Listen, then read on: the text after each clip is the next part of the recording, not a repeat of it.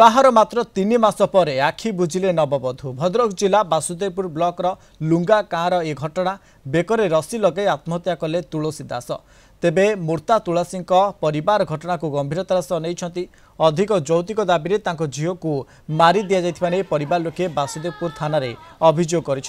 गाँवर राजेश नायक भद्रक चरंपा अंचल तुलसी को 3 मास तले विवाह करते। राजेश बेंगालुरु एक घरोई कंपानी रे काम करती। पुलिस शव को जबत कर शशुर को थाना अटक रखी। तेबे तुलसी प्रकृत आत्महत्या कर मारी दि जाइछि से नहीं तदंत आरंभ होइछि। मारी दे चला मैं खबर दो ना मैं जिया मरी जाई थी मैं जिया सियाब जतले मु जाने मते आड सुर कत के फोन करतनी पचार मते आड सुर को मते मना कर देइथिले तमे फोन पान करबनी किछि मते कथार्ता करते देई नाथि म जुआ संगर गुटे हफ्ता हलानी थाना रो अभियोग मते आड सुर हरके जाइथिले कहिसंती मारी दे कि नै एतनी कहिसंती विष खाइ के मरि जी बोली मु जाउ जे म जुआ को न्याय मिलु मते न्याय मिलु। तांका सासू फोन माइले 4टा टाइम रे जे देहर ना झीर देह टिके असुस्थ अछि मोटे मेडिकल आसो मुल कोन है जे ना तुम मेडिकल आसो मोटे मेडिकल आस मारकुणा है मारकुणा पाखर मते फोन कले कले झील दौड़ा दे देछि दौड़ा दे काई तुम कथा कोन झील भलो अछि ना हां भलो अछि तुम आसो तापर मु जामझड़ी पारेला पर कले झील डेथ हो जाइछि बोले तुम रूम जाई पहुंची मु आसी देखला पर झीर जो कंडीशन अछि से किंतु 4टा बेले मरि नै ताकू मारी दिया जाइछि। तांको परिवार तांको स्वामी तांको ससुर तांको सासू तांको दियर समस्त घर एबे तांको सासू कहउछन्ती जे हमर परिवार समस्त अछि जदि तमर परिवार समस्त अछि कबाट खुला अछि से फांसी देले कि जदि फांसी देई मले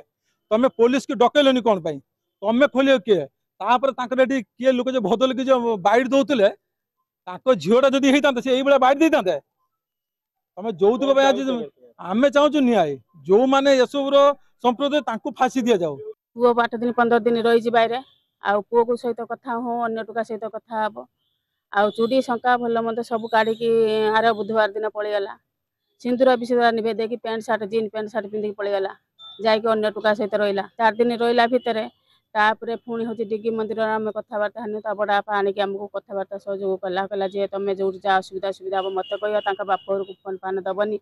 भल मत करेनि आणिक पुओ को हिनिकी बो को हिनिक आईनु आम एफआईआर देथिनु निखोज बोली एफआईआर देथिनु थानार से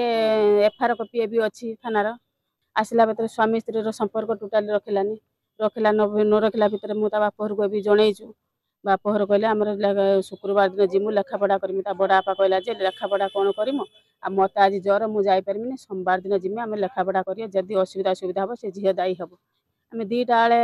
रंधापढ़ा करनु खाई पीकी आम शुईचु भितर से तार उठिक आसिक बेपार कर जानी ना मुझे उठिक आसिक देखला बेलू ये मो मथा कम कलानी आम खोली देचु ना मु मारी ना मु निर्दोषी मत जो बाट नब मुझे बाट नहीं जीवि मत नहीं आंतु किसी असुविधा नहीं मु तो निर्दोषी ना मु कहनी बंची जाइबने तार किसी होनी बंची जाइबने आम तो सर निर्दोषी होती आम निर्दोषी होती आम तो से कम कर दे कि मारी मुरी दे जो हिनिक आईनु आम घर सारा पूरा काद दुआमर कतरू काद आम से टेकी टेका पुआ आनी पाइलानी से गुड़ मु धरची खसरिक काद हो आसी।